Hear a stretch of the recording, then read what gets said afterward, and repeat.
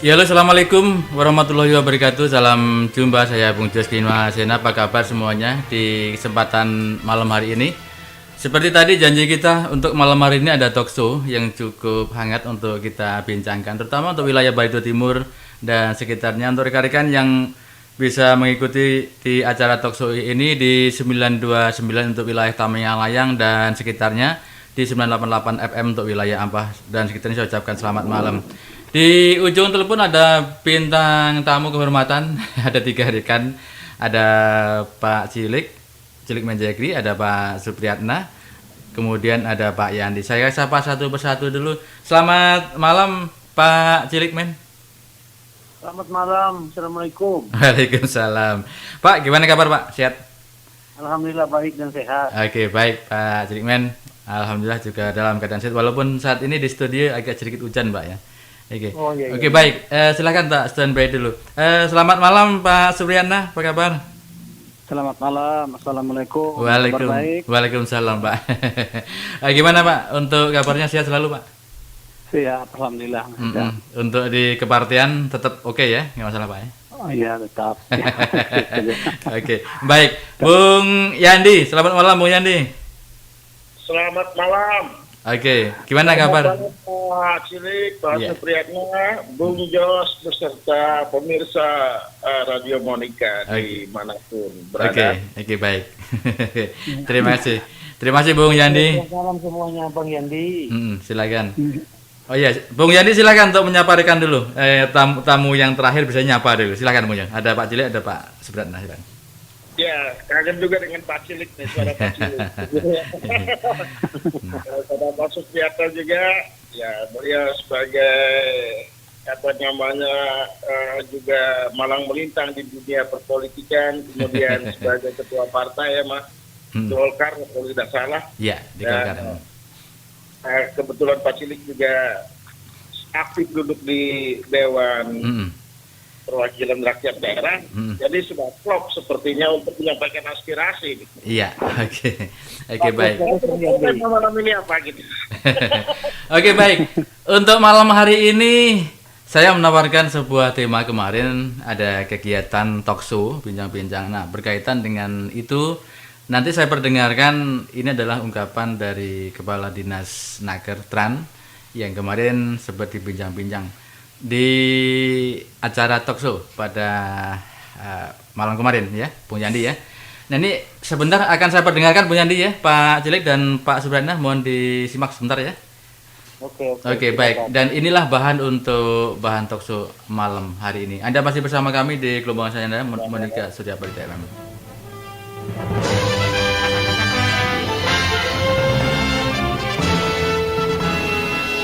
Cukup, Mbak Darius? Saya pikir itu yang terkait dengan permasalahan ya. Oke, Bang Yandi. Oke, Mas, untuk terakhirnya Bang Yandi, silakan kalau ada. Mungkin waktu sudah. Terakhir ya. Ya, oke. Artinya begini, apa yang disampaikan Pak Darius itu memang bentuk kelemahan di daerah itu adalah pengawasan, dan itu pernah diusulkan beliau-beliau. Iya. Dan bukan hanya beliau, tapi juga oleh mungkin seluruh kabupaten ya, Pak Darius ya. Iya, Kabupaten Kota. Betul. Ya, betul ya. Tapi saya ada mendengar kemarin, Pak, ada pembentukan LKS tripartit ya Pak ya? Ya betul, lembaga tripartit itu salah satu lembaga yang bisa membantu dari pihak pekerja. Artinya begini, yang saya tangkap di sana, lembaga ini adalah bertugas merumuskan, membuat satu konsep atau rumusan, merumuskan bagaimana strategi kebijakan regulasi, ya kan, regulasi untuk memberikan kepastian hukum dan perlindungan tenaga kerja di Bartim. Iya. Sampai sejauh mana progres yang dilakukan LKS tripartit ini sudah Pak, kalau boleh tahu? Oke. Nah, jadi kalau untuk lembaga tripartit, terus terang untuk sampai sekarang kuanggap mandul. Karena apa? Tidak punya anggaran. Kalau sesuai dengan anggaran kemarin itu kan sebenarnya dari pihak perusahaan itu harus memberikan bantuan ke lembaga tripartit. Ternyata sampai saat ini nol. Dari pihak pemerintah sendiri pun tidak ada menyediakan anggaran ke sana. Nah, lalu satu hal juga, saya lupa. Saya sudah mengontek dan mengajukan peraturan daerah tentang masalah ketenagakerjaan, perlindungan dan juga termasuk pengadaan tenaga kerja. tidak konsen karena tahun ini tidak sempat didaftarkan kemarin di DPR sehingga tertunda untuk tahun 2021. Sehingga dengan adanya peraturan daerah terkait dengan masalah ketenagakerjaan, maka saya pikir mungkin itulah yang salah satu sarana yang bisa. Oke. Sudah disimak Bung Yandi, Pak Supriyatna dan Pak Cilik yang berkaitan ketenaga kerjaan malam hari ini kita akan bincangkan. Ini adalah dalam rangka tentunya untuk membela tenaga kerja kita supaya sesuai dengan peraturan yang berlaku. Bung Yandi tadi sudah menyimak, silakan Bung Yandi. Iya. Jadi gini, ini sepertinya talkshow tadi malam ya? Iya, tadi malam. Ini yang ada kaitannya dengan mandul, Pak. Silakan. Oh, temanya mandul ya? Bisa sekali, Bung Jos. Jadi begini, tadi malam memang ada talkshow yang saya ikutin juga, kebetulan beserta Pak Darius, dan berdasarkan hasil talkshow tadi malam ternyata ada cuplikan rekaman yang statementnya pernyataan bahwa LKS Tripartit ini saat ini mandul. Mandulnya dikarenakan anggaran, ya kan? Anggaran apakah bantuan dari perusahaan atau anggaran dari pemerintah kabupaten. Nah, itu yang bisa saya tangkap. Tapi saya ucapkan salut, saya ucapkan hormat kepada Pak Darius karena beliau sudah mengungkapkan dengan sejujur-jujurnya, mengungkapkan dengan keterbukaan dan transparansi beliau, ya kan, yang mengatakan bahwa LKS Tripartit ini mandul. Betul. Ya kan? Tapi dengan tanda kutip, mandulnya ternyata ada sambungannya karena dikarenakan anggaran, gitu kan? Oke. Sekelumit tentang LKS Tripartit, di mana peran pentingnya dalam memberikan perlindungan terhadap tenaga kerja sebagai tema malam ini, dan kita dikagetkan dengan hasil statement ini ya. Tadi malam ini ada Pak Cilik, ada Pak Supriyatna lagi nih.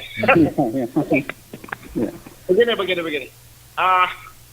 Aku mencoba untuk memberikan penjelasan secara sistematis.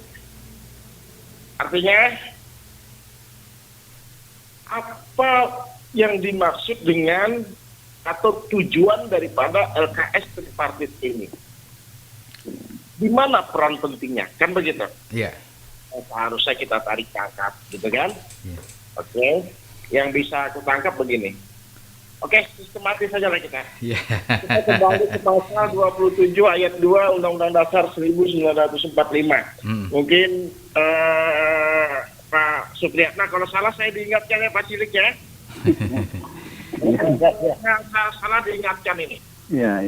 Yang bunyinya tiap-tiap warga negara itu berhak atas pekerjaan dan kehidupan yang layak bagi kemanusiaan. Sangat betul itu Bu Yandi. Ya, karena rata-rata di dalam kepala saya ini Undang-Undang Dasar 45 udah melekat gitu. Cuman kalau saya salah tetap diluruskan gitu. Artinya begini, ya kan? Setiap pekerjaan yang menjadi mata pencaharian penduduk Indonesia, warga negara Indonesia, yang dijadikan pekerjaan pokoknya, sesuatu yang mereka lakukan untuk nafkah mereka, ya kan? Tanda kutip, kita garis bawahin dulu dalam kurung ekonomi kerakyatan nanti ya. Yang tersedia di bumi Indonesia adalah milik warga negara Indonesia. Milik rakyat Indonesia. Jadi hak atas pekerjaan itu diberikan kepada warga negara Indonesia sebagai wujud adanya jaminan dan perlindungan negara kepada rakyat. Pengertiannya begitu. Karena apa? Rakyat sebagai pemegang kedaulatan di Republik ini agar terciptanya penghidupan yang layak bagi kemanusiaan. Kalau saya salah luruskan. Kemudian dalam rangka itulah bagaimana peran melibatkan rakyat.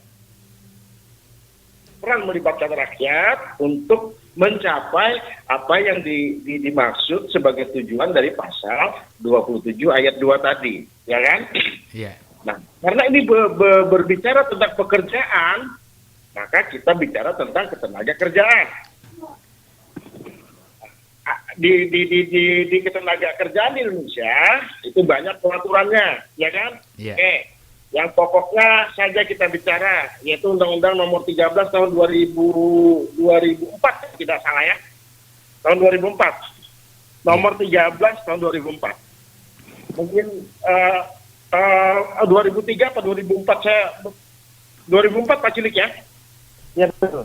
2004, nah Pak Cilik kan memang bidangnya nih, ini memang bidang Pak Cilik. Nah di dalam Undang-Undang Ketenaga Kerjaan itu diatur tentang pembentukan lembaga kerjasama tripartit yang tujuannya melibatkan peran serta masyarakat pengusaha dan masyarakat buruh, gitu ya. Nah, makanya di situ ada 3 unsur.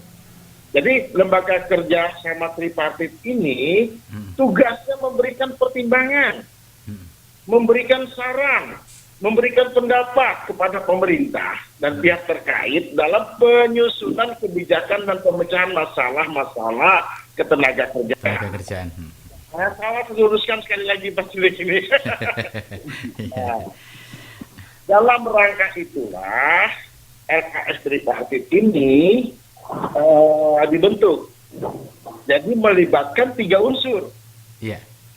Jadi membuat rumusan atau sebuah konsep guna memberikan masukan kepada pemerintah, tapi yang terlibat adalah 3 unsur. Pertama adalah unsur pemerintah itu sendiri. Yang kedua adalah unsur masyarakat yang diwakili oleh buruh atau pekerja. Yang ketiga adalah unsur dari pengusahanya. Nah, undang-undang ini mengamanatkannya, gitu, ya kan? Untuk agar bisa dilaksanakan secara baik undang-undang ini, maka dikeluarkanlah PP atau peraturan pemerintah, aturan pelaksanaannya agar sesegera mungkin ini dilaksanakan. Kenapa? Karena ini berdampak kepada masyarakat pekerja seluruh Indonesia, berdampak kepada masyarakat pekerja di provinsi seluruh Indonesia, berdampak pada masyarakat pekerja di kabupaten kota seluruh Indonesia. Terakhir saya kalau tidak salah ingat, itu diatur dalam PP nomor 4 tahun 2017. Ini sudah PP perubahan kalau tidak salah ya. Karena PP yang sebelumnya nomor 8 tahun 2005. Ini aturlah bagaimana tata cara pembentukan tripartit ini. Begitu kan? Nah, kenapa ini harus dilaksanakan? Kenapa ini harus segera dibuat, ya kan? Karena ini menyangkut rumusan-rumusan bagaimana memberikan perlindungan dan kepastian hukum kepada para pekerja, dan bagaimana memberikan kepastian hukum bagi para pengusaha, dan bagaimana agar terciptanya stabilitas politik ketenaga kerjaan yang baik di masing-masing daerah. Nah, dilibatkanlah 3 unsur ini untuk merumuskannya. Yang penting tidak bertentangan dengan ketentuan peraturan perundang-undangan yang berada di atasnya. Begitu kan? Nah, sampai sekarang, ya kan? Sampai sekarang ini apa namanya? Sepertinya banyak yang dianggap remeh. Padahal undang-undang ini mengamanatkan dari tahun 2004. Tahun 2004. Berarti berdiri tahun berapa? Begitu kan? Sampai 2002. Nah, 2002. Berarti sampai sekarang belum ada yang namanya rumusan yang dihasilkan oleh LKS tripartit untuk memberikan perlindungan dan kepastian hukum ketenaga kerjaan di Barkim. Sehingga apa yang terjadi? Sehingga yang terjadi adalah PHK secara sepihak, begitu kan? kemudian tenaga kerja dengan upah yang rendah, gitu kan? Kemudian ada juga yang mungkin jaminannya tidak terjamin, gitu kan? Ada banyak persoalan akhirnya. Kenapa tidak ada regulasi, peraturan, payung hukum yang dibuat oleh daerah untuk melaksanakan secara teknis hal-hal yang berada persoalan di akar rumput? Tidak ada. Itu persoalannya yang terjadi, yang bukan terjadi di Batim saja, tapi juga di daerah-daerah lain. Tapi ya karena kita tinggal di Batim, ya kita akan surat Batim, begitu kan? Yeah. Nah, tapi itulah sekelumit yang bisa saya ceritakan tentang yang namanya LKS tripartit. Tapi bila saya salah, sekali lagi luruskan. Saya tidak bicara yang lebih jauh tentang peraturan-peraturan yang mengenai misalnya Permendagri, SK bersama Mendagri dengan Menaker, gitu kan? Saya tidak bicara lebih jauh, itu dulu poinnya. Baik. Mudah-mudahan Pak Cilik sama Pak Supriyatna bisa bisa menambahkan, bisa menambahkan. Itu. Tapi sekali lagi, saya angkat topi dengan Pak Darius. Saya ucapkan salut kepada beliau yang menyatakan bahwa saat ini LKS tripartit mandul. Iya, oke. Oke, baik. Terima kasih, Bung Yandi. Pak Cilik, selamat malam. Silakan. Selamat malam. Silakan, Pak. Terima kasih. Jadi saya mendengar beberapa uraian yang disampaikan oleh Bung Yandi tadi, maka di sini kami dari DPR juga punya kesimpulan. Iya.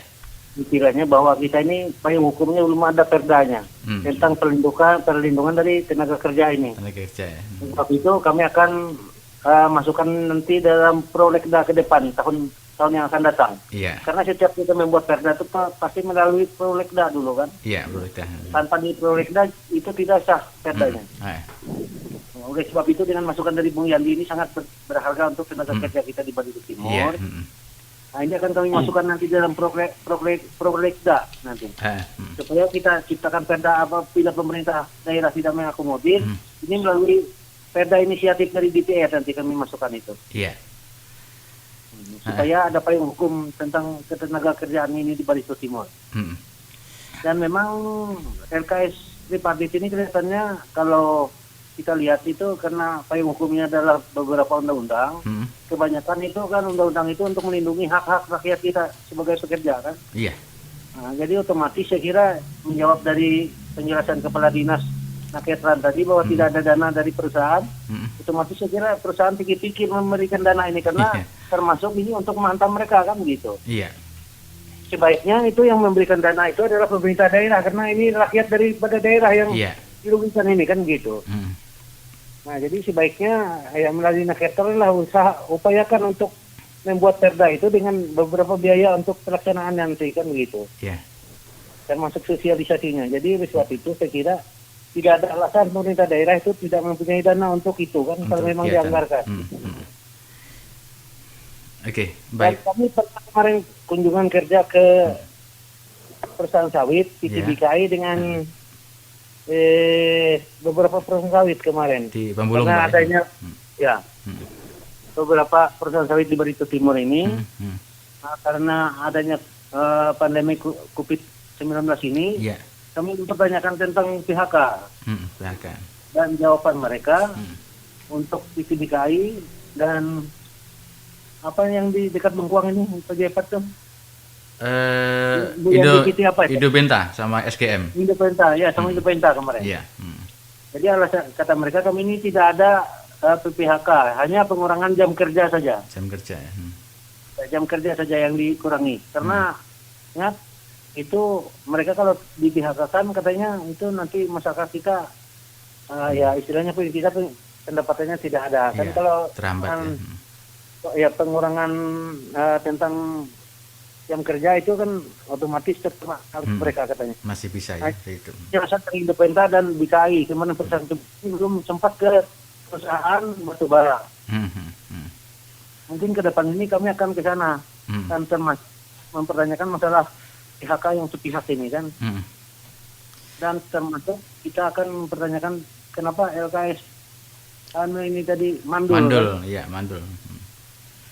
LKS tripartit ini mandul. Ini akan kita upayakan jangan sampai mandul. Jadi kita nanti mungkin paling tidak di 2021 ini memberikan masukan kepada pemerintah daerah supaya itu dianggarkan lah untuk perlindungan daripada tenaga kerja kita. Betul. Sehingga masyarakat kita merasa terayomi sesuai dengan undang dasar yang ada itu tadi yang disampaikan oleh Bung Yandi tadi. Itu adalah tugas dari pemerintah daerah untuk melindungi masyarakatnya, kan begitu. Kalau perusahaan ya namanya mereka cari untung, ya cari untung namanya itu pasti ya bagaimana upaya-upaya supaya untung, kan begitu. Jadi yang berhak nanti untuk memberikan ini nanti kita berikan masukan kepada pemerintah daerah kita saja. Saya kira itu dulu untuk sementara dari kami. Terima kasih. Oke Pak Cilik, poinnya sudah dapat nih. Oke, terima kasih Pak Cilik. Selamat malam dan silakan untuk standby dulu. Jangan kemana-mana. Anda masih tetap bersama kami di Monika Surya FM, tentunya dalam acara Talkshow. Dan sebelum ke Pak Surya sebentar kita akan break sejenak.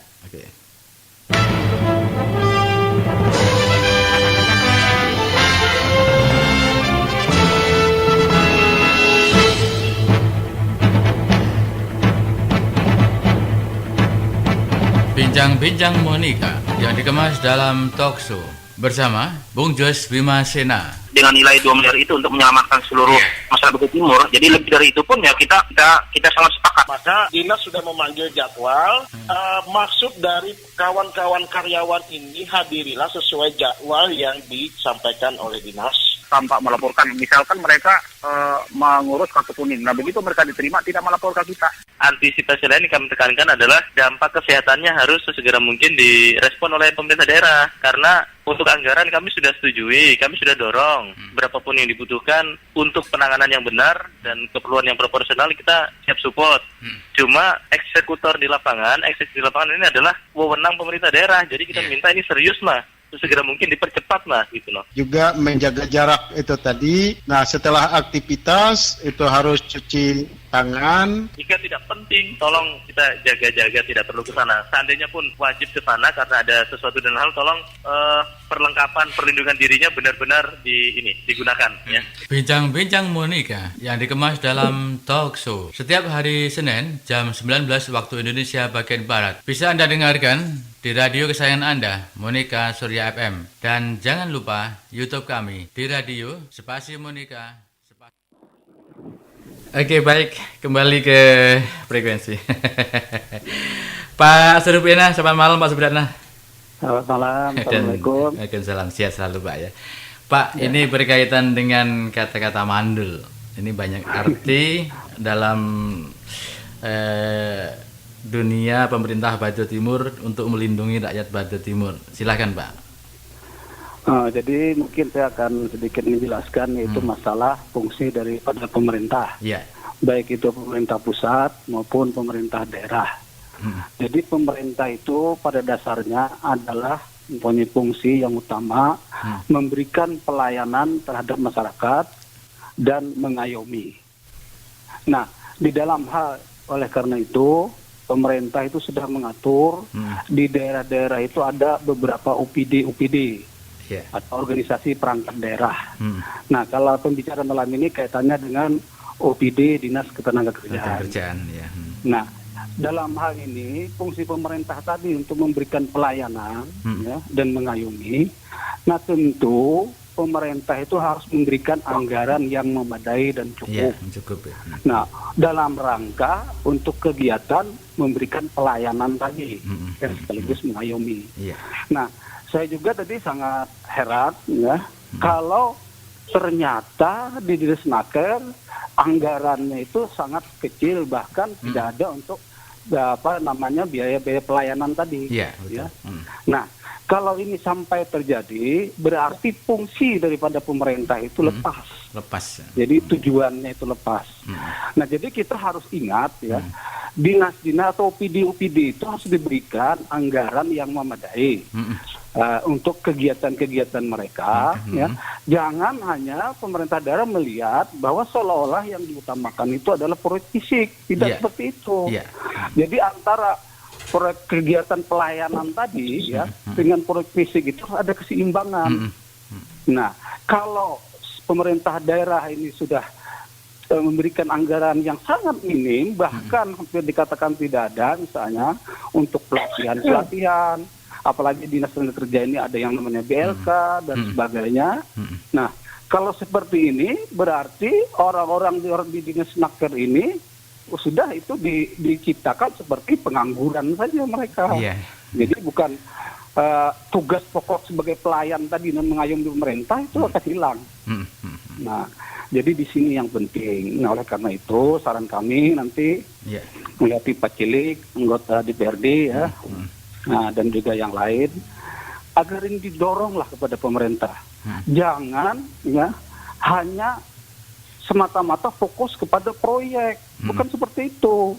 Artinya proyek fisik maksud saya kan, tetapi proyek yang sifatnya pelayanan tadi itu jauh lebih besar artinya. Ya, nah seperti tenaga kerja ini, bagaimana mereka terpatutnya bisa bekerja, ya, bagaimana bisa memberikan pelatihan kepada masyarakat dan sebagainya untuk pelayanan tadi. Kalau anggarannya mereka tidak punya atau nggak dikasih. Akibatnya apa? Mandul. Ya mereka mungkin jam 7, jam 8 atau yang turun kantor jam 9 pulang. Kenapa? Karena nggak ada yang dikerjakan. Nah ini di sini kadang-kadang itu kekeliruan yang cukup fatal. Ya. Nah oleh karena itu nanti tolong Pak Cilik diingatkan itu kepada pemerintah daerah. Jangan anggaran-anggaran kegiatan mereka untuk pelayanan terhadap masyarakat itu dicoret semua. Kalau dicoret semua untuk apa ada OPD? Kalau mereka hanya datang ke kantor cuman absen, nggak ada yang dikerjakan. Jadi mungkin intinya itu. Jadi intinya adalah pelayanan adalah tugas utama daripada ASN, pemerintah, dan sekaligus mengayumi. Nah, mengayumi tadi yang tripartit tadi, artinya supaya masyarakat ini terayomi dari segi hukum dan sebagainya. Tapi yang utama tadi anggaran lah. Nah, saya kira itu dulu lah dari saya. Oke, baik. Oke, kita ke mana dulu, Pak? Sudah dapat poinnya. Bung Yandi, pelayanan yang ada hubungannya dengan mengayomi dan ada anggaran. Silakan, Pak. ini masalah mandul tadi rupanya. Ini poin. Artinya begini, ya. Dari Pak Cilik, saya sangat semangat sekali bahwa ini akan dibawa ke Pak Cilik ke DPRD, ya kan? Bahkan apabila ini masih dianggap tidak penting, kapan perlu kata beliau tadi melalui apa yang dinamakan hak inisiatif, gitu kan? Hanya saja sebagai catatan yang perlu diluruskan Pak Cilik, boleh dilakukan melalui hak inisiatif. Tapi perda inisiatif. Ya, artinya begini. Ini cuma kalau salah diluruskan. Iya. Karena ini amanat undang-undang, maka apa yang dinamakan dengan spesialis derogat lex generalis akan berlaku juga di sini nih. Jadi begini. Bagaimanapun itu hak inisiatif yang bisa dilakukan oleh DPRD nanti, catatannya hanya satu. Rumusan, konsep, atau rancangan ini tetap harus dibuat oleh 3 unsur. Satu adalah unsur pemerintah, 2 adalah unsur buruh, yang ketiga adalah unsur pengusaha. Rancangan inilah nanti apakah itu melalui hak inisiatif DPRD, gitu kan? Atau melalui eksekutif, gitu, ya kan? Kenapa? Saya ucapkan salut juga kepada Pak Cilik, gitu kan? Artinya ini malam ini benar-benar sebuah kebahagiaan ketika ada sebuah ide atau gagasan yang dilemparkan dan ini dianggap sangat penting, ini langsung direspon. Oke, Bang Yandi, 1 detik Bang, mohon sejenak. Oke, untuk rekan-rekan di kawasan Tamyang Layang, Barito Timur dan kawasan Ampah hingga ke Buntok, silahkan Anda yang mau ada unek-unek silakan Anda untuk WA atau SMS di 0853 4833 7793 0853 4833 7793. Yang mau telepon juga boleh di 0853 4833 7793. Ada bintang tamu kehormatan kita 3 orang ada di sini. Oke, baik, lanjut Pak Yandi, silakan. Oke. Ya itu untuk Pak Cilik tadi ya. Ya, Kemudian siap. untuk Pak Supriyatna, Pak Haji, beliau apa yang dikemukakan beliau juga ini adalah semangat untuk membangun. Semangat untuk membangun, semangat untuk mengontrol. Ingat, kunci dari kegiatan, semua pelaksanaan kegiatan ini adalah anggaran. Kuncinya adalah anggaran. Kembali kepada hak ini mengenai pengejawentahan pasal 27 ayat 2 Undang-Undang Dasar 1945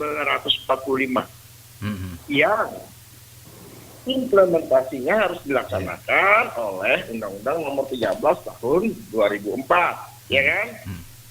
Kemudian teknisnya sudah diatur dalam peraturan pemerintah, ya kan? Ya. Nah, di situ disusunlah anggota tentang bagaimana tata kelola tentang tripartit ini pembentukannya sampai keanggotaannya. Saya sangat sependapat dengan Pak Haji Supriyatna juga, ya kan? Artinya begini, jangan hanya memikirkan hal-hal yang bersifat pelayanan itu juga harus dinomorsatukan, ya kan? Yeah. Ini kita belum bicara kembali kepada visi misi seorang kepala daerah pada saat mengkampanyekan janjinya loh ya. Iya. Nah, gitu kan? Nah, ini kita belum sampai flashback ke arah sana. Karena apabila kita buka satu persatu, ya kan? Waduh. Ini akan terbuka. Makanya saya ucapkan salut kepada Pak Darius, kenapa? Ya kan? Saya ucapkan hormat, betul-betul hormat kepada beliau ini, kepada Kepala Dinas Tenaga Kerja ini. Saya ucapkan salut kepada beliau. Kenapa? Karena ketua LKS itu ex officio dijabat oleh bupati kepala daerah, ex officio dijabat oleh gubernur kepala daerah, ex officio dijabat oleh Menaker. Dan kalau beliau katakan mandul, ya kan? Secara kasarnya begini loh, Pak Ketua LKS tripartit, mandul nih kita, gitu. Ketuanya Pak Bupati gitu loh, ya kan? Ketua LKS ini bukan orang lain, ini Pak Bupati langsung. Boleh baca di PP itu, apa perlu saya bacakan lagi gitu, saya buka lagi. Kan begitu. Itu yang saya ucapkan salut dan rasa hormat kepada Kepala Dinas Tenaga Kerja gitu, Pak Darius gitu. Bukan apa. Ini memang keberanian beliau mengatakan ini, gitu loh. Kenapa jadi mandul? Anggaran tidak ada. Anggaran tidak ada. Bukan tidak ada. Ini kan. Nah, apa yang dikatakan beliau, apa yang dikatakan oleh Pak Cilik tadi, ini akan segera direspon. Apa yang dikatakan oleh Pak Haji Supriyatna itu sudah satu rangkaian yang sangat terhubung. Benang merahnya sudah kelihatan. Tapi ngomong-ngomong, saya boleh sentil sedikit nih ya. Sedikit nih. Pertanyaan buat Pak Haji. Haji, sebagai ketua Partai Golkar, ya saat ini boleh dikatakan, mudah-mudahan saya tidak salah, seperti partai-partai yang lain juga, ya istilahnya pemegang kursi terbesar di Bartim ya. Yang elektabilitasnya juga meningkat ya. Dan yang terakhir saya dengar kabar di media-media, Pak Haji ini juga sudah ditunjuk untuk menjadi ketua tim pemenangan ya. Ya, gitu ya. Apa kira-kira menurut Pak Haji nih ya, untuk memberikan masukan kepada Bapak Gubernur kita calon-calon ini ya kan, dalam rangka mengangkat harkat martabat tenaga kerja yang ada di daerah Kalimantan Tengah. Nah, kita ini sudah bicara pada kepentingan tenaga kerja, kepentingan warga negara, kepentingan hajat hidup orang banyak, kepentingan kelayakan mereka hidup. Apakah visi misi itu ada di sini? Dan itu akan saya catat apabila itu ada. Baik, silakan Pak Supriyatna. Ya, tentu misi-misinya itu jelas itu ada ya. Jadi dalam rangka untuk meningkatkan tenaga kerja dan sekaligus jumlah tenaga kerja kan, artinya mengurangi pengangguran dan sebagainya. Nah, oleh karena itu ya, itu jelas itu salah satu daripada visi misi saya kira. Dan yang terpenting adalah satu daerah itu bagaimana dia bisa katakanlah mempunyai dana yang baik, yang banyak untuk tenaga kerja tadi. Nah, tentu salah satunya adalah dalam rangka meningkatkan PAD, pendapatan asli daerah. Nah, jadi kalau satu daerah itu katakanlah kurang perhatian terhadap pendapatan asli daerahnya, menggali asli daerah, ya saya kira daerah itu tidak akan maju. Nah, kalau dengan Pak Gubernur ya Kalimantan Tengah, saya sangat salut. Kalau saya lihat selama ini PAD-nya cukup signifikan naiknya. Sekarang kan 1 triliun lebih gitu. Nah, begitu juga PAD-nya itu selalu naik. Nah, itulah ukuran satu pemerintah daerah itu berhasil dari dan tidaknya. Sebelum kita melihat pembangunan yang lain, kita lihat dulu dari PAD, pendapatan asli daerah. Dan APBD-nya. Kalau PAD-nya kecenderungannya itu naik ya setiap tahun, ya, apalagi naiknya signifikan, nah itu jelas berhasil. Begitu juga APBD-nya. Nah, karena kita seperti rumah tangga saja, ya, bagaimana seseorang itu disebut kaya kalau dia nggak punya uang? Nah, tentu harus ada uang, ya. Nah, uang untuk dibelanjakan. Nah, kalau sudah ada uang, nah di sanalah nanti bagaimana kita untuk menanggulangi pengangguran dan sebagainya sehingga menciptakan lapangan kerja baru dari dana yang ada.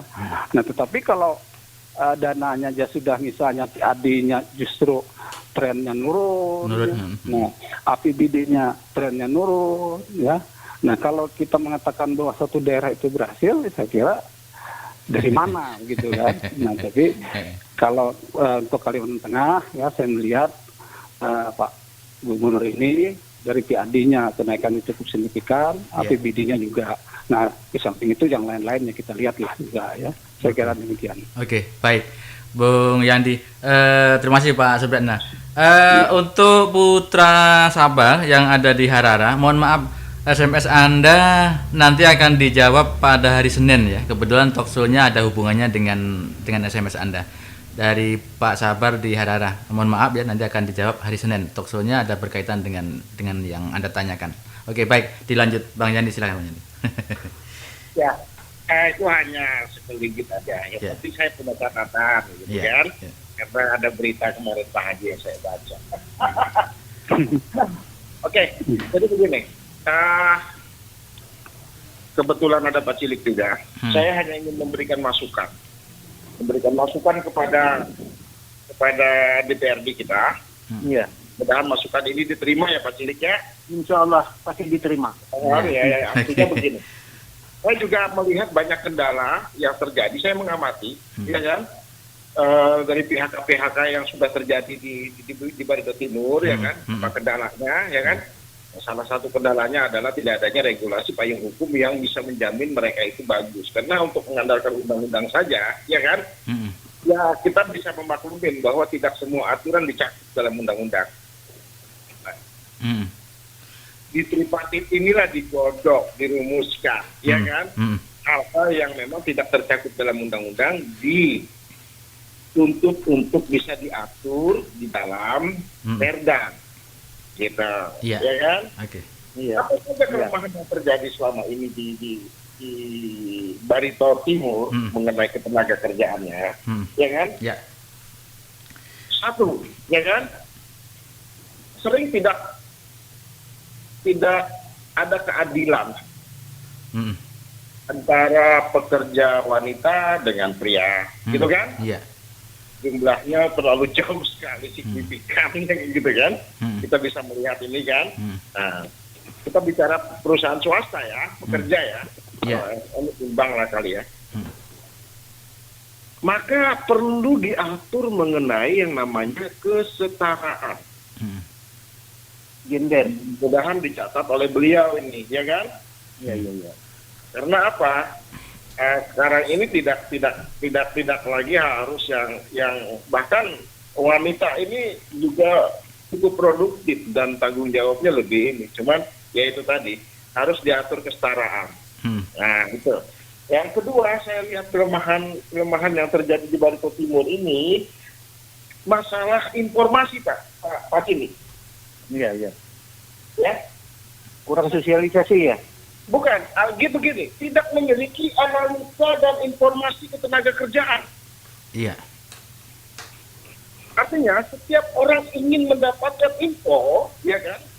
Kita kayaknya harus cari uang bensin dulu para pekerja ya yang dari desa menuju kantor tenaga kerja. Padahal jaraknya berapa itu? Iya. Iya kan? Hanya untuk mendapatkan info. Oke. Artinya begini, kenapa tidak ada saya lihat? Padahal ini sangat penting sekali bagi masyarakat Bantul mengenai informasi, jaringan informasi ketenaga kerjaan, gitu loh, ya kan? Ini harus dibuat. Contoh kecil saja, contoh kecil. Masyarakat lebih tahu dulu mengenai program kartu prakerja ketimbang dinasnya.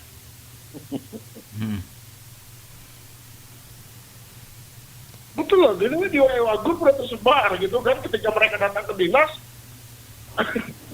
Oke, baik.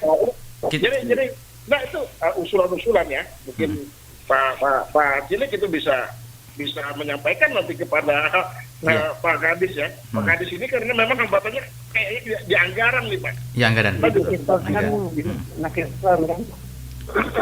Iya, tidak bisa terlalu menekan juga kan, ya kan? Iya. Nah, kemudian mengenai perluasan kesempatan kerja, regulasinya ini kita tidak ada. Tidak ada yang bisa mengarahkan bagaimana cara-cara kita memberikan kepada masyarakat pemahaman tentang kesempatan perluasan tenaga kerja gitu kan. Iya. Padahal ini adalah tugas pemerintah kabupaten gitu. Nah, inilah yang harus dicermati gitu kan. Yang keempat, sekali lagi ini saya mohon. Saya udah tanya berapa kali ada tambahan mediator atau tidak. Iya. Gitu kan? Ternyata dari tahun ke tahun cuma 1 orang. Yang jadi mediator ya. Bayangkan dari sekian banyak ASN yang kerja di kementerian, cuma 1 orang menangani banyak perkara. Ya kan? Menangani banyak sengketa selama ini. Tidak ada persaingan. Tidak ada kompetisi. Sehingga apa? Menimbulkan semacam ego diri nantinya. Yeah. Dikhawatirkan begitu kan. Artinya karena ini kalau sengketa sudah ke arah tripartit, maka 1 orang ini saja yang menanganinya gitu loh. Yang tampil. Karena memang tidak boleh sembarangan yang menjadi mediator. Yeah. Harus disesuaikan dengan ketentuan perundang-undangan gitu kan. Yeah. Nah, berdayakanlah mediator ini dari beberapa orang, ya kan? Itu kan bisa di tiap tahun biasanya tuh ada di Snaker kementerian itu mengeluarkan surat, biasanya itu meminta siapa yang kantor-kantor dinas yang ingin mengirim untuk pelatihan mediatornya, gitu kan? Nah, yang kedua, ini bukan hanya mediatornya, ada beberapa jenis loh. Ada beberapa, bukan hanya mediator oleh pihak pemerintah. Ada pihak ketiga yang dinamakan dengan konsiliator. Nah, konsiliator ini apabila kita beri pemahaman kepada masyarakat bagi mereka yang ingin diberdayakan, ya kan? Yeah. Ini juga bagus, gitu loh ya kan? Artinya melalui dinas tenaga kerja memberikan sosialisasi kepada masyarakat. Ayo, siapa yang ingin menjadi konsiliator sengketa hubungan industrial, gitu kan? Nah, ini ada misalnya dari kementerian melaksanakan pelatihannya. Ini dibuka, gitu loh ya kan? Kita belum bicara arbitrase loh ya kan? Ini baru kita pada tingkatan sebagai mediator dengan konsiliator. Banyak hal-hal yang harus dibenahin ini. Tapi lagi-lagi mungkin terkait anggaran ini seperti yang Haji Supriyan bilang ini. Baik, Bung Yandi bisa ditahan sejenak, Bung Yandi. Ini poinnya adalah tetap di masalah pelayanan dan anggaran. Oke, ya. Sebentar ada SMS yang masuk dari 6999. Selamat malam Bung Jos dan juga tamu kehormatan Pak Cilik, Pak Subrayatna dan juga Bung Yandi. Ini saya masyarakat Jawiten, saya seorang petani pekebun. Saya minta pemerintah jangan cuma ngomong aja, tolong dilihat masyarakat kayak kami petani, diperhatikan sesuai dengan voksi. Kami sangat menderita. Terima kasih Bung Jos. Oke. Pak Cilik, anggaran kemudian pelayanan yang ada kaitannya dengan untuk perlindungan tenaga kerja di Batu Timur dan ada SMS yang masuk tadi. Silakan Pak. Ya, terima kasih sekali atas masukan dari Bung Yandi. Ini artinya yang menambah pengalaman-pengalaman kita. Ya, berkaitan dengan Perda ini memang kita upayakan nanti seperti yang saya sampaikan tadi. Iya. Apabila di dalam Prorekda tahun ini pemerintah daerah tidak memasukkan Perda tentang perlindungan tenaga kerja ini, maka melalui Perda inisiatif DPR nanti. Iya. Dan di dalam membentuk Perda itu, Bung Yandi, kami biasanya menggunakan universitas-universitas yang sudah ya mapan lah untuk menyusun itu, termasuk juga mengakomodir dari 3 unsur tadi. Iya. Ya, betul. Ya. Baik dari masyarakat, dari pemerintah maupun dari perusahaan. Iya. Dan setiap perda itu sebelum diperdakan biasanya kami sosialisasikan dulu. Diadakan studi kelayakan lah gitu. Diadakan studi kelayakan supaya itu betul-betul menyentuh kepentingan masyarakat kita. Iya. Jadi studi kelayakan melalui ya 3 unsur tadi. Jadi perda ini nanti mungkin sebelum diperdakan disosialisasikan dulu kan. Apabila ada yang perlu dibenahi kita benahi dulu. Diperbaiki dulu sehingga ketiga unsur ini masuk di situ seperti apa yang diinginkan oleh Bung Yandi tadi kan. Ada unsur pemerintah, ada unsur tenaga kerja, ada unsur dari perusahaan kan gitu. Sehingga sama merasa terayomi lah dari perda yang ada itu. Yang lebih berperan nanti kita harapkan, makanya kalau bisa itu sebenarnya kepala dinas nakernya malam ini ada hadir. Nah, supaya ini lebih jelas nanti di dalam penganggarannya, karena biasanya di dalam penyusunan anggaran itu dari tim TAPD itu menyusun anggaran itu membahasnya sampai 3 bulan dibahas mereka. Nah setelah sudah waktunya hampir finish baru diantar ke DPR untuk disahkan. Nah untuk minta disahkan saja. Untung kemarin itu di dalam Perda perubahan anggaran itu kita diberi kesempatan 3 hari untuk mempelajari. Itu kita pelajari, ada hal-hal yang istilahnya tidak terlalu penting kita coret. Nah, kita pindahkan ke anggaran yang penting kan gitu. Kalau seandainya penyusunan anggaran APBD itu dilibatkan DPR, kami rasa semua itu mungkin bisa terakomodir. Iya, betul.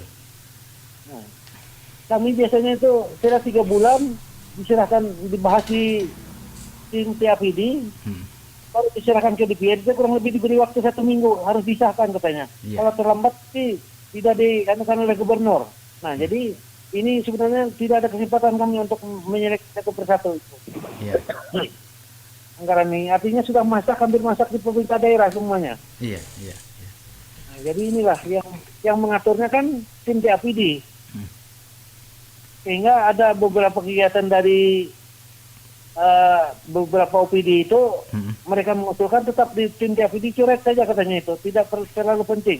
Seperti apa yang disampaikan oleh Pak Subrayatna tadi, yang untuk kemaslahatan masyarakat itu agak kurang terlalu dipikirkan kelihatannya. Padahal itu adalah kunci keberhasilan pemerintahan di tiap tingkat, misalnya baik di kabupaten maupun provinsi kan. Baik. Apabila terayomi, otomatis pemerintah itu sukses kan seperti itu. Saya kira itu aja teman dari kami. Terima kasih. Baik. Bung Yandi ditahan, Pak Cilik terima kasih banyak ditahan. Terkait dengan ini, Pak Subrayatna, ini tentunya banyak aspirasi yang masuk ke Bapak sebagai ketua partai. Kira-kira apa kedepannya, apa mungkin yang terobosan baru dari kepartaian ini untuk Batu Timur, Mbak? Silakan. Nah ya, mungkin sementara saya akan jawab dulu yang tadi kaitannya dengan WA dari masyarakat ya. Iya, dari masyarakat. Masalah masalah perkebunan ya. Perkebunan. Nah inilah di sini saya katakan tadi perlunya ada dana anggaran artinya pelayanan. Nah kan di dinas pertanian itu maupun perikanan dan itu ada yang namanya penyuluh. Ya. Nah penyuluh ini seharusnya mereka itu banyak di lapangan, artinya turun ke lapangan. Tetapi ya, mereka juga harus dibarengi dengan anggaran yang memadai, misalnya untuk perjalanan dan sebagainya kan. Nah saya dengar saat ini kan anggaran mereka mungkin 1 kali atau 2 kali 1 bulan turun, hanya 1-2 kali sudah habis anggarannya. Nah mana mungkin mereka bisa memberikan penyuluhan pelayanan terhadap masyarakat. Nah oleh karena itu ya, kalau pemerintahan itu yang baik, nah tentunya adalah pemerintahan yang melayani dan mengayomi.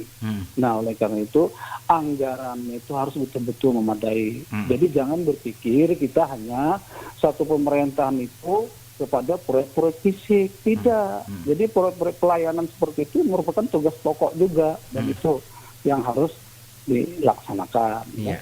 Nah termasuk di dinas tenaga kerja tadi. Dinas tenaga kerja ini sebenarnya kalau itu memang difungsikan yang benar ya, dan diberikan anggaran yang memadai, nah itu sangat bermanfaat untuk masyarakat ya.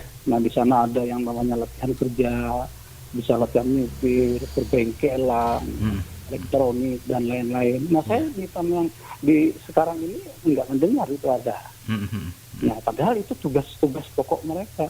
Bagaimana di dinasnya juga bisa bekerja kalau mereka tidak diberikan anggaran. Nah oleh karena itu juga kepada DPRD, bagaimanapun kalian membuat perda yang baik, tetapi tidak ada keinginan yang baik terhadap pelayanan dan pengayoman masyarakat ya, dari pemerintahan. Kan pemerintahan itu terdiri dari eksekutif dan legislatif. Ya. Nah legislatif juga mencak-mencak, kalau eksekutifnya masa bodoh ya juga. Jadi kedua-duanya memang harus seimbang gitu. Nah jadi intinya itu ada keseimbangan lah, baik eksekutif, legislatif, keseimbangan antara dana pelayanan terhadap masyarakat dengan proyek fisik. Nah lalu untuk ini semua memang ya, nah kuncinya juga di anggaran tadi. Nah anggaran itu ya harus memang PAD-nya ditingkatkan. Ya. Jadi dan PAD itu nggak bisa jatuh dari langit ya, atau mengharap misalnya hanya bunga dan sebagainya saja, tetapi bagaimana upaya-upaya ya. Nah, seperti itu dari timur ini kan di pelabuhan misalnya Telang Baru, kalau itu dikelola dengan baik, saya kira itu PAD yang cukup besar. Ya. Betul. Nah jalan misalnya dan hauling dan sebagainya lah, banyak lah. Nah, termasuk kita di sini ada perusahaan daerah dan sebagainya. Ya. Kalau itu memang dikembangkan, nah, saya kira itu pundi-pundi daripada PAD sebenarnya. Nah, keberhasilan Provinsi Kalimantan Tengah sekarang ini justru mereka bisa meningkatkan PAD yang cukup signifikan, 1 triliun lebih. Nah, begitu juga APBD-nya Provinsi Kalimantan Tengah itu selalu naik tinggi. Gitu. Nah, kalau satu daerah itu PAD-nya justru trennya menurun, APBD-nya trennya menurun. Nah ini Pak perlu itu. Nah belum lagi penyerapan anggaran. Nah, penyerapan anggaran itu memang harus betul-betul bagus. Kalau itu anggaran penyerapannya kurang, nah ini berarti tidak mampu untuk melaksanakan pembangunan tadi. Sangat sayang. Nah silpa itu bisa positif apabila ya silpa sisa dari anggaran proyek. Nah, misalnya proyek 2 miliar di tender itu. Misalnya ada yang berani 1 miliar 800 misalkan, ada kelebihan 200. Nah itu positif. Wajar ya. Nah tetapi kalau misalnya satu anggaran ya tidak dikerjakan, itu menjadi silpa, itu namanya tidak bisa. Tidak bisa melaksanakan. Gitu. Nah dan sayang. Nah apalagi kalau anggaran-anggaran pusat biasanya kalau tertunda pelaksananya, jangan harap tahun depan itu bisa keluar dengan nilai yang sama. Nah itu akan menurun. Ya. Nah itulah PAD akan menurun. Nah oleh karena itu mungkin disinilah kita untuk utamanya karena tugas pokok pemerintah itu adalah memberikan pelayanan dan mengayomi masyarakat. Saya kira demikian. Pelayanan dan mengayomi. Ada satu lagi SMS yang masuk Pak.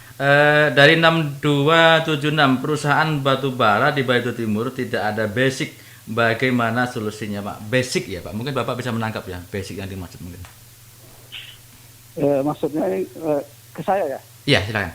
Oh ya, jadi maksudnya mungkin ya perusahaan batubara di kita ini kurang pengelolaannya saya kira ya. Jadi memang ibaratnya itu sudah semraut dari dulunya saya lihat ini ya. Nah di sini khususnya mengenai AMDAL saya melihat ya. Nah jadi kalau AMDAL di daerah kita saya yakin tidak terlalu benar ya. Nah jadi sehingga padahal kan pembangunan batubara ini kan sifatnya kan sementara atau yang namanya tambang kan. Nah selanjutnya itu adalah ya tentu untuk pertanian dan sebagainya. Nah kalau di sini AMDA-nya kita tidak benar atau kurang pas, nah ini memang berakibat fatal terhadap masyarakat. Nah oleh karena itu ya kedepannya saya kira itu betul-betul diperhatikan ya. Nah betul-betul sehingga kalau tambang pun kita ambil dari bumi Batu Timur, tetapi setelahnya itu tidak merusak lingkungan dan bisa tetap menjadi untuk pertanian dan perkebunan selanjutnya. Baik, 6276 mudah-mudahan Anda puas dengan jawaban ini. Baik, terima kasih Pak Surbana. Bung Yandi, poin tadi semua jadi didapatkan. Silakan untuk menanggapinya. Ya. Wah, prihatin sekali kalau sampai tidak ada basic ya. Karena ukuran upah, ukuran gaji, ukuran hasil seseorang itu di basic. Basic ya, iya. Iya. Jadi kalau sampai tidak ada basic, waduh. Nah inilah tadi payung sekali lagi payung hukum kita, gitu kan? Apalagi persoalan regulasi ini kemarin itu Pak Kadis sudah mengemukakan bahwa salah satu bentuk kelemahan dari Dinas Tenaga Kerja di daerah kabupaten adalah fungsi pengawasan, begitu kan? Nah, bagaimana bisa melaksanakan fungsi pengawasan tidak ada payung hukum? Artinya begini, maka ditariknya fungsi pengawasan oleh provinsi sejak berlakunya Undang-Undang Nomor 23 Tahun 2014, Undang-Undang Pemerintahan Daerah, penyelenggaraan pemerintahan daerah, itu fungsi pengawasan sudah diambil alih oleh pusat.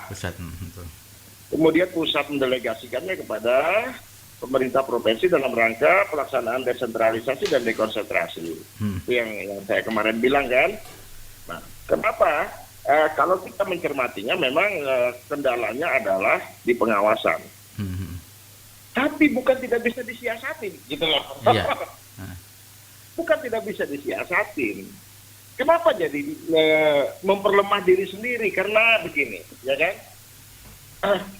Pengawasan yang memang dilakukan oleh pemerintah pusat adalah pengawasan yang memang otoriter dari pemerintah pusat, gitu kan? Otoriter dari pemerintah pusat. Tapi hal-hal yang harus dijaga, baik untuk lingkungan, baik untuk administrasi para pekerja, ya kan, baik untuk keselamatannya, itu juga berhak diatur oleh pemerintahan daerah karena menyangkut pekerja di daerah. Tindakan lebih lanjutnya adalah dengan membentuk perda atau payung hukum itu sehingga bukan hanya sekedar memiliki fungsi administratif. Nah itu, gitu kan. Lagi-lagi ini masalah payung hukum, ya Pak Cilik ya. Iya. Lagi-lagi ini masalah payung hukum, Pak. Bagaimana Dinas Tenaga Kerja mau melakukan tindakan, tidak ada payung hukumnya. Sementara akhirnya jika ada masalah yang berkaitan dengan kecelakaan tenaga kerja, ya kan, yang berkaitan dengan hal-hal yang pelanggaran yang dilakukan oleh perusahaan, harus melapor dulu ke provinsi. Harus melapor dulu ini, ya kan? Hanya ada dua opsi nih yang bisa ditawarin. Bentuk UPT di pengawasan atau siapkan payung hukum sebagai tindak lanjut untuk penegasan membantu pengawasan pemerintah. Betul.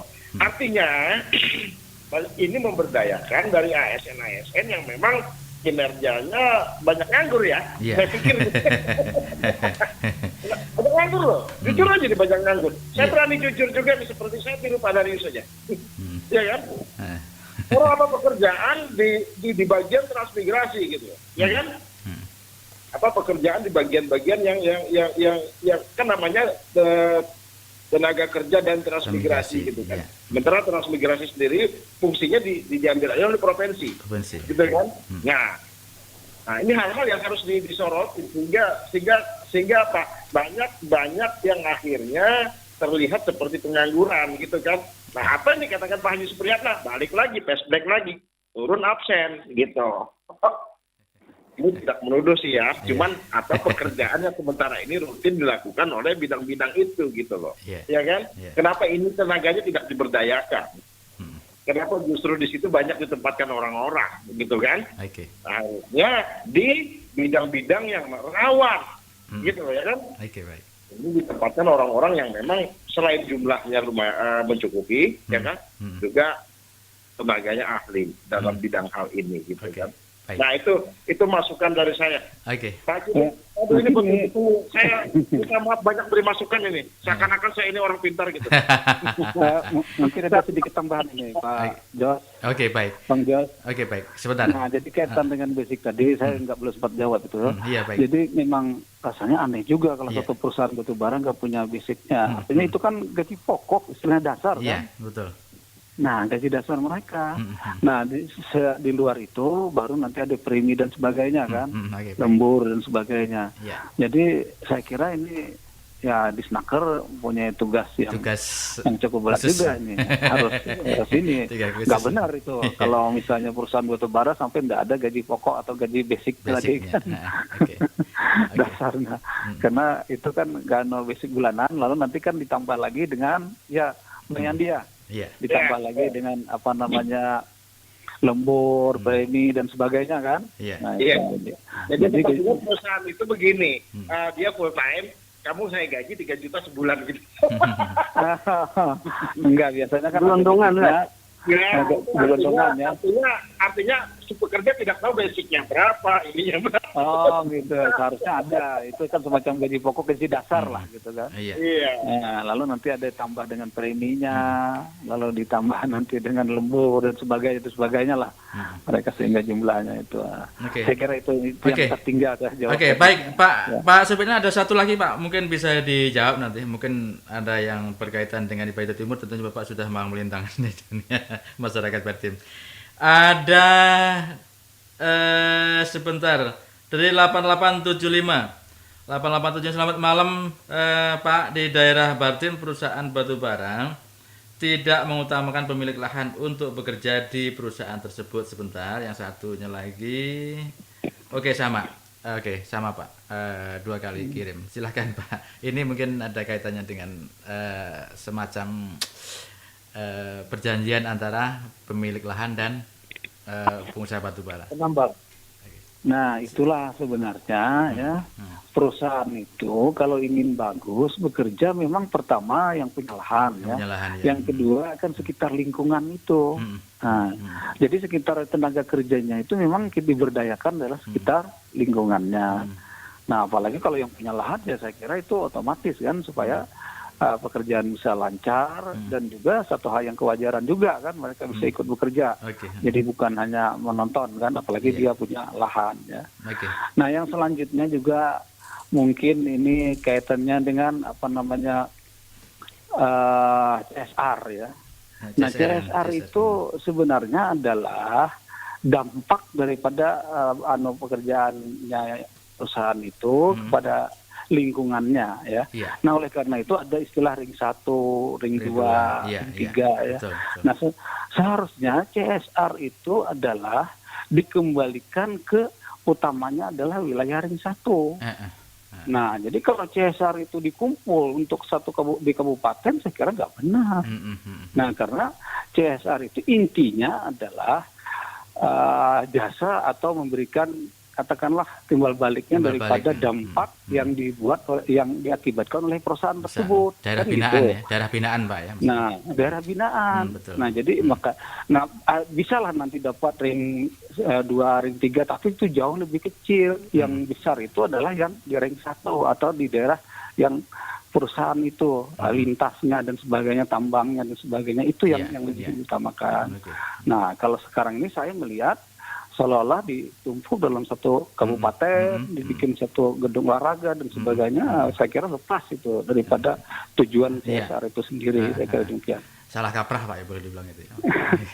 Oke, kalau gitu. Oke, baik.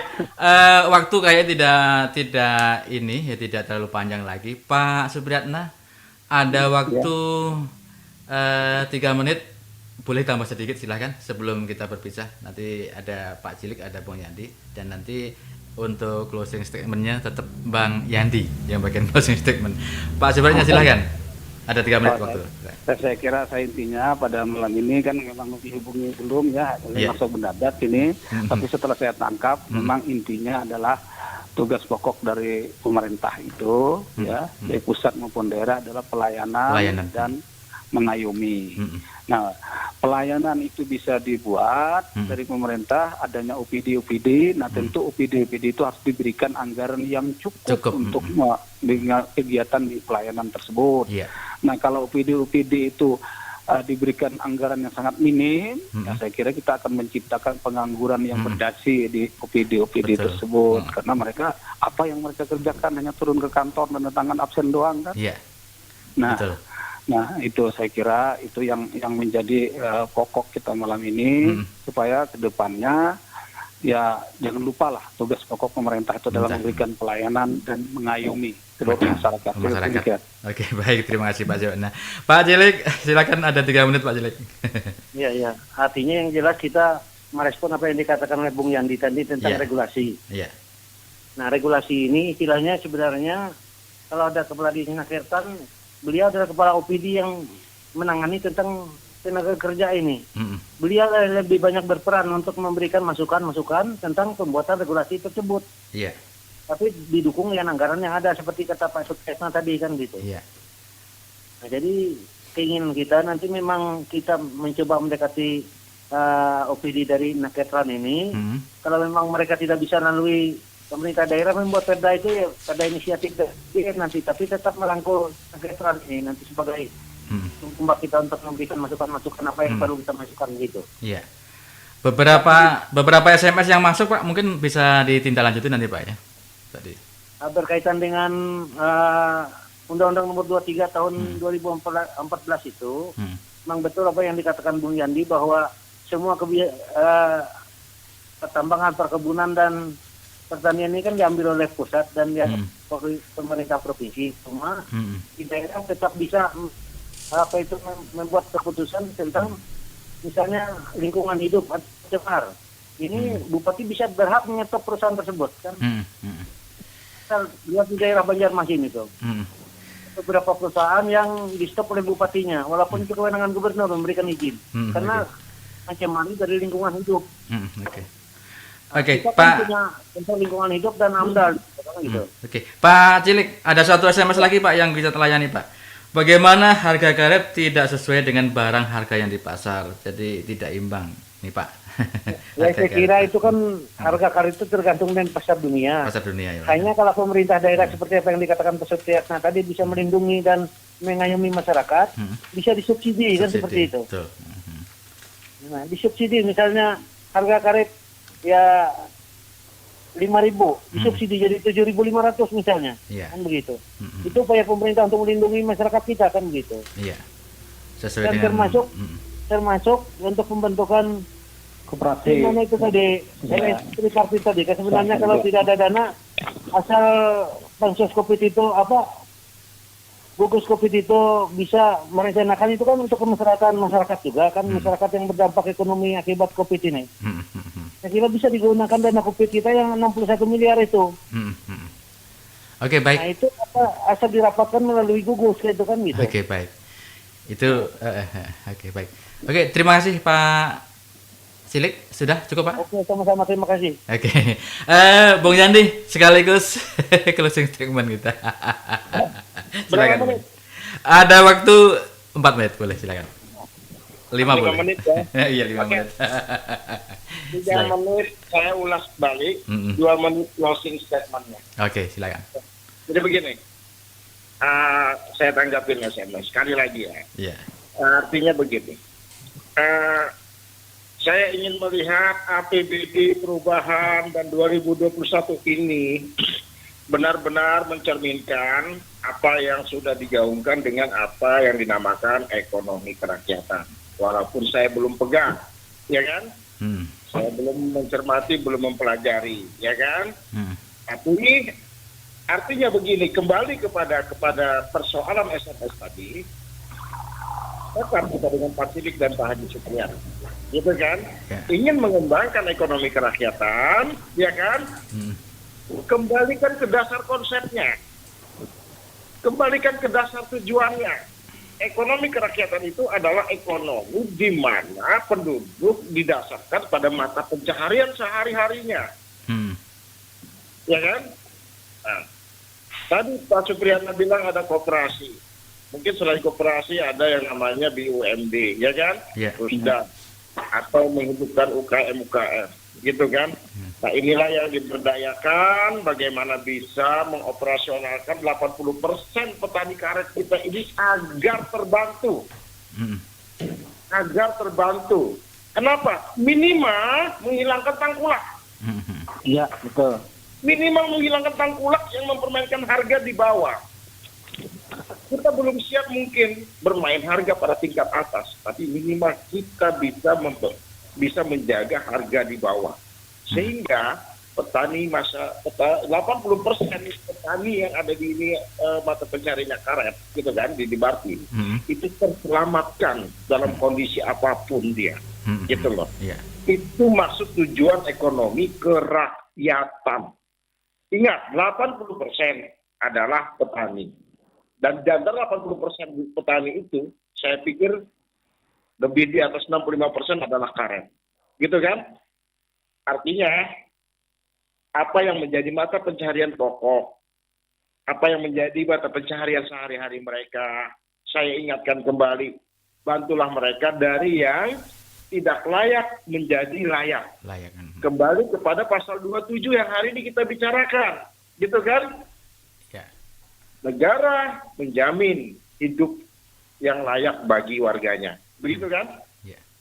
Artinya begini, dari pasal 27 inilah yang kita sasar untuk ekonomi kerakyatan dari implementasi pasal 33 Undang-Undang Dasar 1945. Gitu kan? Bagaimana bisa mengangkat yang mereka hidup tidak layak menjadi layak.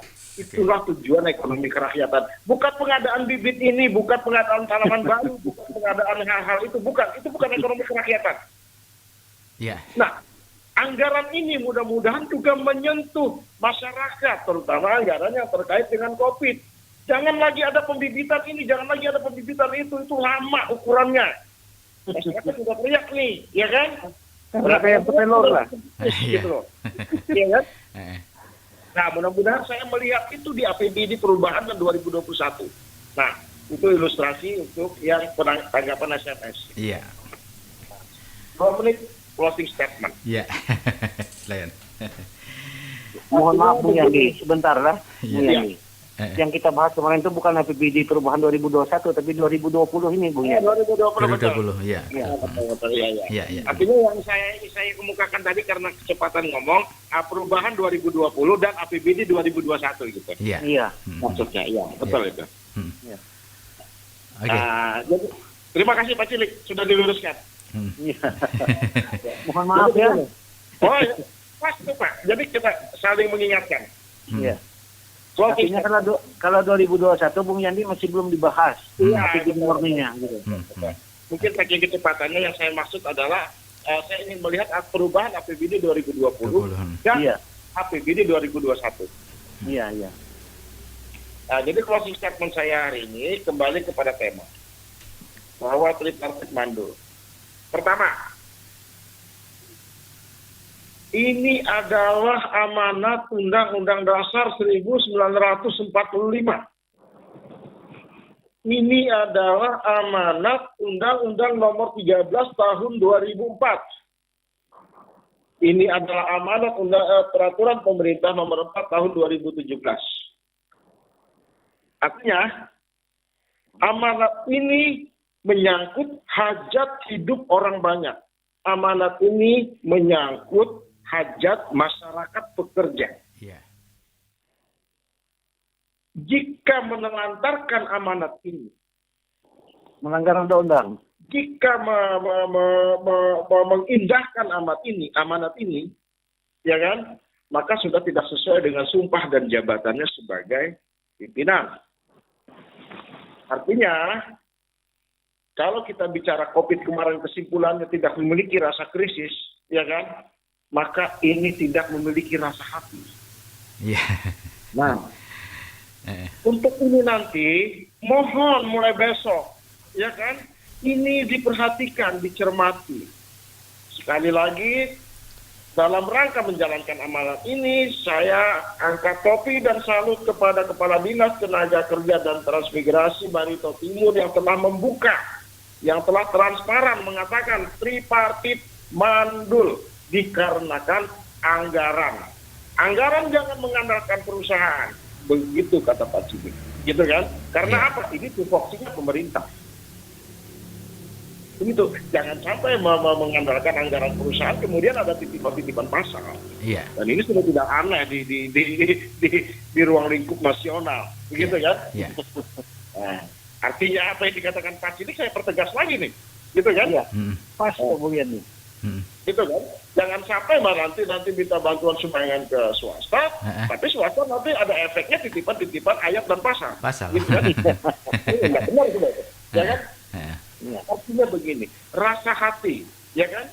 Kemudian jiwa kepada masyarakat, Bartim sebagai pimpinan, kembali kepada visi misi untuk mengangkat kesejahteraan masyarakat, khususnya masyarakat pekerja, dimulai dari hari ini.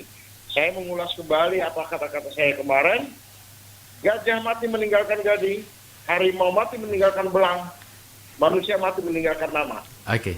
Mudah-mudahan Bapak Bupati kita betul-betul mencermati pembicaraan diskusi malam ini, dan kita tetap menginginkan nama beliau harum untuk kedepannya.